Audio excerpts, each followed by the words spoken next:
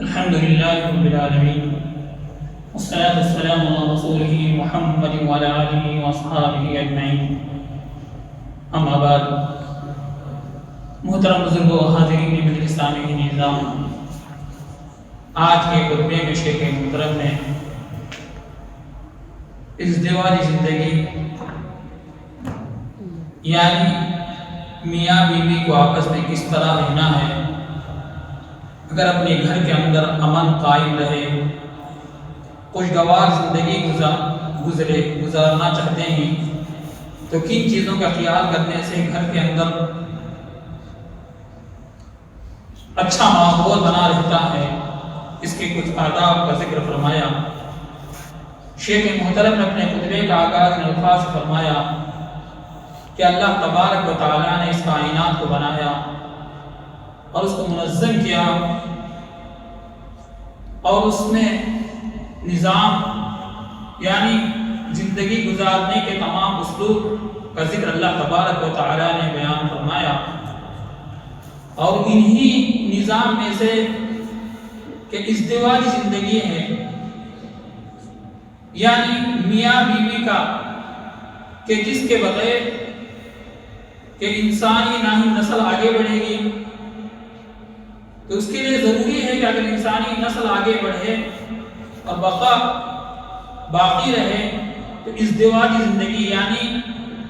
مرد اور عورت کا آپس نکاح کر ایک ہونا، تو اللہ تبارک و تعالیٰ نے اس کے اسلوب بھی اس کے قواعد بیان کیے ہیں، جیسے کہ اللہ تبارک و تعالیٰ اپنے کلام پاک فرماتا ہے وَأَخَذْنَا مِنْكُمْ مِيثَاقًا غَلِيظًا، اور ہم نے تم سے ایک مضبوط عہد لیا۔ صحابہ کہتے ہیں اس عہد سے مراد ازدواج زندگی میاں بیوی سے جو عہد لیا جاتا ہے وہ مراد ہے، یعنی ہم جانتے ہیں کہ نکاح کے اندر یہ اقرار کیا جاتا ہے، ایک دوسرے کو قبولیت کا جو اقرار ہوتا ہے تو اس میں ایک دوسرے سے اقرار کرتے ہیں کہ ہم ایک دوسرے کے حقوق کو ادا کرنے والے بنیں گے، تو لہٰذا ہم نے اللہ تعالیٰ کے سامنے بھی عہد کیا ہے کہ ایک دوسرے کے حقوق ادا کرنے والے بنیں گے۔ تو لہٰذا میرے محترم بزرگوں، جب تک ہم آپس میں ایک دوسرے کا اکرام کرتے ہوئے، ایک دوسرے کے حقوق کا خیال کرتے ہوئے، ایک دوسرے کے ساتھ درگزر اور نرمی کا برتاؤ کرتے رہیں گے تو ہماری زندگی خوشگوار رہے گی، کوئی اختلاف نہیں رہے گا، آرام سے زندگی گزرے گی اور گھر کا ماحول بھی ٹھیک رہے گا۔ میرے محترم بزرگوں، کبھی ایسے حالات بن جاتے ہیں کہ میاں بیوی کے درمیان اتفاق نہیں ہوتا، ایک دوسرے کے حقوق ادا نہیں ہوتے، زندگی گزارنا مشکل ہو جاتا ہے، تو اس صورت میں اللہ تبارک و تعالیٰ نے کہ اتنی تنگی اور بغیر ایک دوسرے کے اتفاق کے، ایک دوسرے کی رضامندی کے زندگی گزارنا مشکل ہو جاتا ہے، تو جب ایسے حالت پیش آ جائے کہ ایک دوسرے کے حقوق ادا نہیں ہو رہے ہیں، رہنا مشکل ہو گیا ہے، تو اس صورت میں اللہ تبارک و تعالیٰ نے طلاق کی اجازت دی ہے، جس کے بارے میں اللہ تبارک و تعالیٰ فرماتے ہیں وَإِن يَتَفَرَّقَا يُغْنِ اللَّهُ كُلًّا مِنْ سَعَتِهِ، جب زندگی گزارنا مشکل ہو جائے تو اب اگر وہ ایک دوسرے سے علیحدگی چاہتے ہیں تو اللہ تبارک و تعالیٰ ان کے لیے کوئی راستہ نکال دیتے ہیں۔ یہ اس صورت میں ہے کہ تمام کوششیں کرنے کے بعد، تمام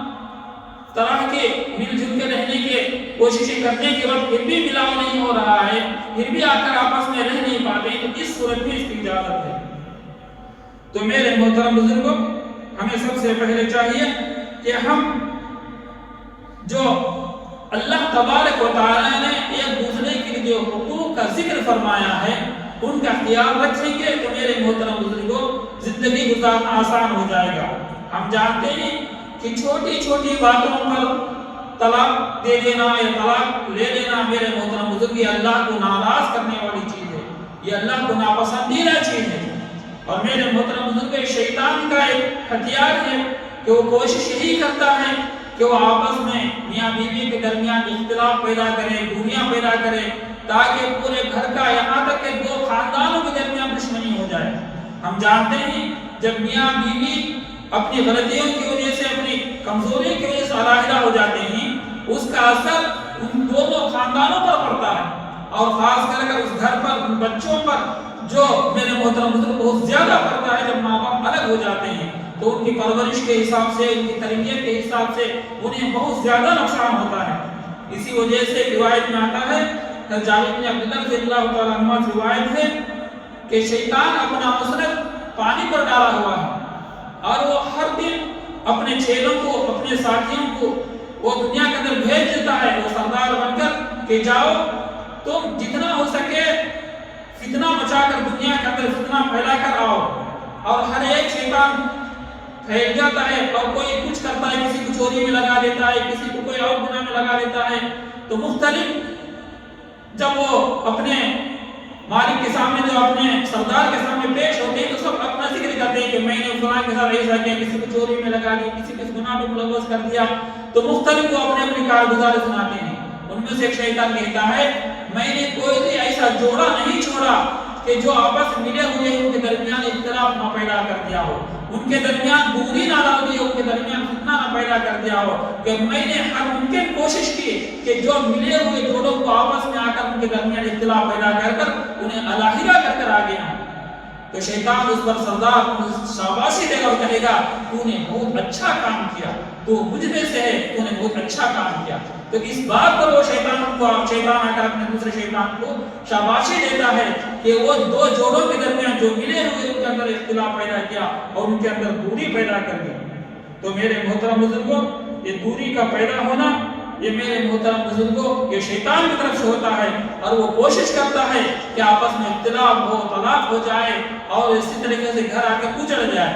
ہم جانتے ہیں کہ جو طلاق دینے والوں دلوں کے اندر یہ بات ہو سکتی ہے کہ اب شوہر یہ سوچ سکتا ہے کہ اگر یہ بیوی کو چھوڑ دوں گا تو دوسری بیوی اس سے اچھی ملے گی، مگر وہ جانتا نہیں کہ وہ آنے والی بیوی کیسی ہوگی۔ ہو سکتا ہے اس سے بھی بد اخلاق مل جائے اور اس سے بھی برے اخلاق والی مل جائے۔ اور اسی طریقے سے بیوی بھی اگر یہ سوچے گی کہ یہ میرا جو شوہر ہے میرے ضرورتوں کو پورا نہیں کر رہا ہے، مجھے کھانے کے لیے اچھا کھانا نہیں دے رہا ہے، پہننے کے لیے اچھا پہناوا نہیں دے رہا ہے، بڑا گھر نہیں ہے، گاڑی نہیں ہے وغیرہ سوچ کر اگر وہ اس شوہر سے طلاق لے لے گی تو نامعلوم جو آنے والا شوہر ہے اس کے اخلاق کیسے ہوں گے، وہ اگر کس طریقے سے اس کے ساتھ برتاؤ کرے گا۔ تو لہٰذا بہتر یہی ہے کہ جو اللہ تبارک و تعالیٰ نے ایک ساتھ ایک مرتبہ جوڑ دیا ہے انہی کے ساتھ رہنے کی کوشش کرے اور اسی کو خوشگوار بنانے کی کوشش کرے۔ تو میرے محترم بزرگ، اسی وجہ سے اللہ تبارک و تعالیٰ نے دوسرے کے حقوق کو بیان فرما کے اللہ قرآن کے اندر کہتا ہے وَلَهُنَّ مِثْلُ الَّذِي عَلَيْهِنَّ بِالْمَعْرُوفِ وَلِلرِّجَالِ عَلَيْهِنَّ دَرَجَةٌ، یعنی عورتوں کو ان کے حقوق ادا کرے گے جو ان کے حقوق ہیں کہ میرے محترم اپنے مثال کے مطابق انہیں اچھا کھلائے، انہیں اچھا پہنائے اور اسی طریقے سے انہیں رہنے کے لیے اچھا مکان دے اور اس کی ضرورتوں کا پورا خیال کرے۔ اور اسی طریقے سے بیوی کے لیے ضروری ہے کہ وہ شوہر کی بات کو مانے، وہ گھر کے اندر ٹکے رہے، شوہر کے بغیر اجازت کے گھر سے باہر نہ نکلے اور اپنی پاک دامانی کی حفاظت کرے، اور اسی طریقے سے جو شوہر کے مال ہے اس مال کی حفاظت کرے یہ امانت سمجھ کر۔ میرے محترم بزرگوں جب ان چیزوں کا خیال کریں گے تو میرے محترم بزرگ کوئی اختلاف پیدا نہیں ہوگا۔ اسی وجہ سے ایک صحابی نے اللہ کے رسول صلی اللہ علیہ وسلم سے پوچھا کہ اللہ کے رسول صلی اللہ علیہ وسلم میرے اپنی بیوی پر کیا حقوق ہیں؟ تو اللہ کے رسول صلی اللہ علیہ وسلم نے فرمایا اسے اچھا کھلائے، اسے اچھا پہنائے اور اس طرح اسے رہنے کے لیے ٹھکانہ دے، اچھا ٹھکانہ دے۔ تو میرے محترم بزرگ اچھے سے مطلب جو اس کے طاقت میں، جو اس کی قدرت میں، اس کے مطابق۔ اب ہر آنے والی بیوی یہ نہ سوچے کہ کسی اور کو دیکھ کر کہ میرا شوہر بھی ایسا کھلائے، میرا شوہر ایسا پہنائے جو قرآن کی طرح پہنتے، میرے لیے ایسی گاڑی ہو، میرے محترم بزرگ یہ ہر ایک کے لیے ممکن نہیں ہے۔ اور ہم جانتے ہیں کہ شریعت کسی کو جتنی قوت وہ برداشت کرنے کا رکھتا ہے اسی کے مطابق اسے اگر اس کو حکم دیتا ہے۔ تو لہٰذا اس کا زیادہ خیال کرتے ہوئے ایک دوسرے کو نہ ہی میرے محترم بزرگ کو تنگ کرے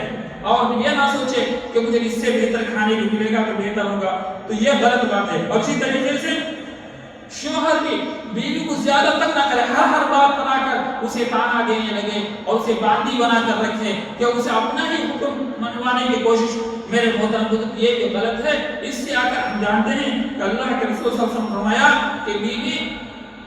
ٹیڑھی ہڈی سے بنی ہوئی ہے عورت، اگر ہم اسے پیار سے سمجھائیں گے، اچھے الفاظ سے سمجھائیں گے، خیر خواہ بن کر سمجھائیں گے تو بات کو سنیں گے اور اس اصلاح بھی کر لیں گے۔ اگر ہم اسے زبردستی اسے سمجھانے کی کوشش کریں گے، اسے زور ڈالیں گے اور زبردستی کریں گے، میرے محترم بزرگوں ٹوٹ جائیں گے۔ تو لہذا ہم اس پر کوئی زبردستی نہ کریں اور کوئی زیادتی نہ کریں، بلکہ اس کا حقوق کا خیال کرتے ہوئے میرے محترم بزرگوں ہم اپنی زندگی کو خوشگوار بنائیں گے۔ اسی وجہ سے اللہ تعالیٰ نے دونوں یعنی عورت اور مرد کے لیے کہا ہے من عمل صالحا من ذکر او انثى وهو مؤمن فلنحيينه حیاتا طیبہ، یعنی مرد ہو یا عورت اگر وہ اچھے اعمال کرنے لگیں گے، اللہ سے ڈرنے والے بنیں گے، اللہ کی اطاعت اور فرمانبرداری کرنے والے بنیں گے، یہ ایک دوسرے کے حقوق ادا کرنے والے بنیں گے، دوسروں کے حقوق کو دبائیں گے نہیں، کسی پر ظلم و زیادتی نہیں کریں گے، تو اللہ تبارک و تعالیٰ وہ جو زندگی ہے زندگی اس کو بھی خوشگوار بنا دیں گے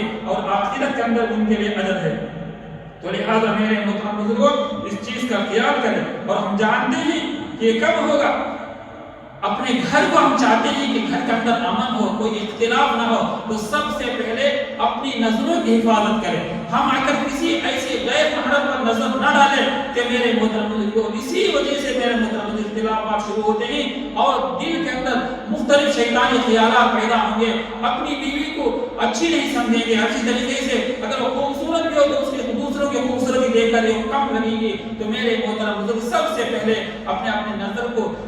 نیچے رکھیں گے، غیر محرم پر نظر نہ ڈالیں گے، تو میرے محترم بزرگوں ایک ذریعہ ہے کہ اس اختلاف سے ہم بچ سکتے ہیں، اپنے گھر کو امن والا بنا سکتے ہیں۔ میرے محترم بزرگوں بیوی کے اندر بھی شوہر کے لیے محبت ہوتی ہے، شوہر کے لیے بیوی کے لیے محبت ہوتی ہے، بس ایک دوسرے کا اظہار نہیں کرتے اور اپنی محبت اندر لگا دبائے بیٹھتے ہیں اور اس محبت کو کسی اور پر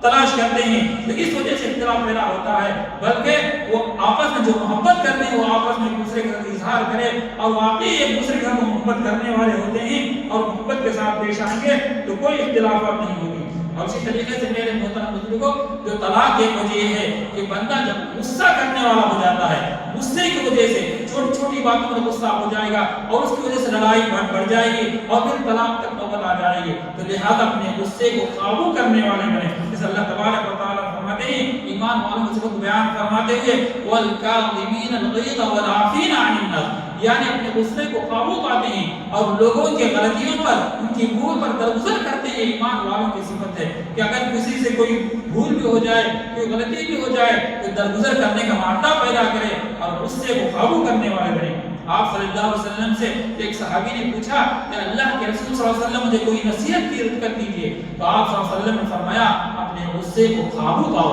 پھر وہ صحابی نے کہا اللہ کے رسول صلی اللہ علیہ وسلم مجھے کوئی نصیحت کر دیجیے، پھر آپ صلی اللہ علیہ وسلم نے کہا اپنے غصے کو قابو پاؤ، اپنے غصے کو قابو پاؤ۔ تو میرے محترم بزرگوں جب تک غصہ قابو میں رہے گا میرے محترم بزرگوں بہت سارے برائیوں سے ہماری حفاظت ہوگی اور بہت سارے گناہوں سے ہم بچنے والے بنیں گے۔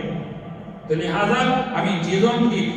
طرف دھیان دینے کی ضرورت ہے کہ میرے محترم بزرگ اپنے غصے کو قابو میں پانے والے بنے۔ اور اسی طریقے سے میرے محترم بزرگوں ہم جانتے ہیں کہ جب ایسی حالت ایسی بن جائے کہ ایک دوسرے کے ساتھ اب نبھاؤ مشکل ہو جائے تو اس فوراً ایک دوسرے کے ساتھ آ کر میرے محترم بزرگوں فیصلہ نہ کرے، بلکہ دونوں طرف سے یعنی شوہر بھی اپنے بڑوں کو بلائے، اس طرح بیوی اپنے بڑوں کو بلائے اور درمیان ایک نصیحت ہو، کچھ بات آپس میں بات چیت کی جائے اور صلح کی کوشش کیا جائے۔ میرے محترم بزرگوں یہ تمام کوششوں کے بعد پھر آ کر پھر بھی بات نہیں بنتی ہے، پھر علیحدگی اختیار کر لیا کرے۔ جیسے کہ اللہ کے رسول صلی اللہ علیہ وسلم نے فرمایا اگر کوئی عورت کوئی بیوی اپنے شوہر سے بغیر کسی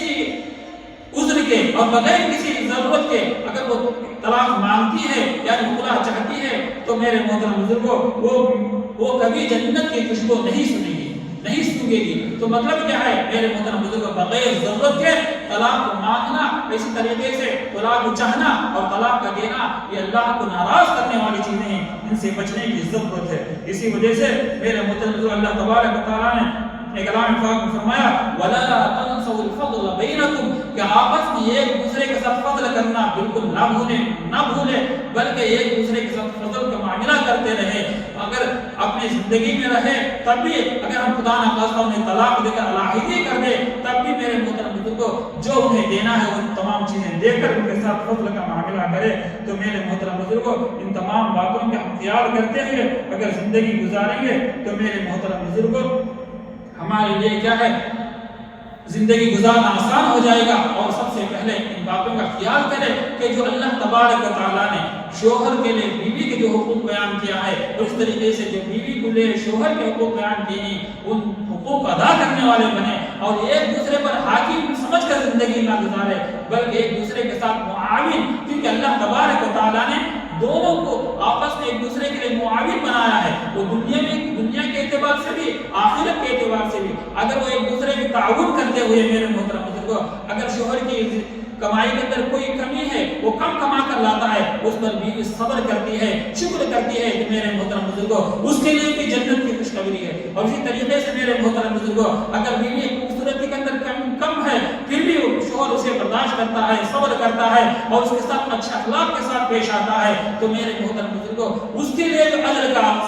اجر کا وعدہ ہے. تو لہٰذا میرے محترم بزرگوں انسان کو اللہ تبارک و تعالیٰ نے ہر ایک انسان کے اندر کچھ نہ کچھ کمی ہوتی ہے اور اس کے اندر کچھ نہ کچھ خوبیاں ہوتی ہیں. تو ہم ایک دوسرے کی خوبیوں پر غور کرتے ہوئے ایک دوسرے کی خوبیوں کو دیکھ کر وہ زندگی گزاریں گے اور ان کی کمیوں کو درگزر کرتے ہوئے چلیں گے تو میرے محترم بزرگ زندگی گزارنا آسان ہو جائے گا. جیسے کہ شیخ محترم نے فرمایا اگر ہم چاہتے ہیں کہ پورے طور سے کامل عورت ہو اس کے اندر کوئی بھی کمی نہ ہو کوئی بھی عیب نہ ہو تو میرے محترم بزرگ کو جنت ہی کے اندر ملے گی. کہ جو اللہ تبارک و تعالیٰ نے جو جنت کے اندر حوریں دیں گے ان کے اندر تو کوئی کمزوری کوئی کمی کوئی عیب نہیں رہے گا مگر دنیاوی عورتوں کے اندر اور اسی طریقے سے مردوں کے اندر بھی کوئی نہ کوئی کمی ہوگی. ان کمیوں کو دور کرتے ہوئے خوبیوں پر نظر کرتے ہوئے زندگی گزاریں گے تو ہمارے لیے زندگی گزارنا آسان ہو جائے گا. آج ہم دیکھتے ہیں کہ بہت سارے اپنے دوستوں کے اندر اپنے ماحول کے اندر چھوٹی چھوٹی باتوں پر اور یہاں تک ہے یا تو آپ کو زندگی گزارنا ہے تو مل کر گزارے اگر اتفاق نہیں ہو رہا ہے تو علیحدگی اختیار کر لیں. مگر آج کل ہم نے ایسے بھی حالات دیکھ رہے ہیں کہ لٹکائے بیٹھے رہتے ہیں نہ ہی طلاق دیتا ہے شوہر اور نہ ہی کھلا دیتی ہے عورت بلکہ ایسے ہی 5 سال 10 سال آ کر ایک دوسرے کے بغیر زندگی گزار رہے ہیں. تو میرے محترم بزرگ یہ غلط ہے کیونکہ اس کے ذریعے سے شوہر بھی گناہ کے اندر ملوث ہونے کا امکان ہے بیوی بھی گناہ کے اندر ملوث ہونے کا امکان ہے. تو لہٰذا ہم جہاں تک ہو سکے ایک دوسرے کے ساتھ مل جل کر رہ کر زندگی گزارنے کی کوشش کریں. اگر حالات تنگ ہو گئے تو میرے محترم بزرگوں آرام کے ساتھ جیسے کہ بڑوں کو بلا کر عقل مندوں کو بلا کر آپس میں علیحدگی اختیار کر لے بلکہ زندگی کو لٹکا کر نہ رکھا کرے کہ اگر میں طلاق دے دوں اگر میں طلاق مانگوں گی تو مجھے کچھ نہیں دے گا اگر وہ طلاق دے دے گا تو میں اس کو ڈیمانڈ کر کچھ پیسے سے وصول کروں گا. اس بات کا خیال کرتے میرے محترم بزرگوں سالہ سال زندگی گزار رہے ہیں. تو میرے محترم بزرگ غلط چیزیں ہیں اس سے بچتے ہوئے جیسے اللہ کے رسول صلی اللہ علیہ وسلم نے ہمیں زندگی گزارنے کا حکم دیا ہے اس کے مطابق گزارنے کی کوشش کریں. اللہ تعالیٰ سے دعا فرمائے اللہ تبارک و تعالیٰ ہمیں عمل کی توفیق دے. اللہ تبارک و تعالیٰ اتفاق اور اتحاد کی توفیق دے. آپس میں ایک دوسرے کے ساتھ محبت کے ساتھ زندگی گزارنے کی توفیق دے. عمل کی توفیق عطا فرمائے. وآخر دعوانا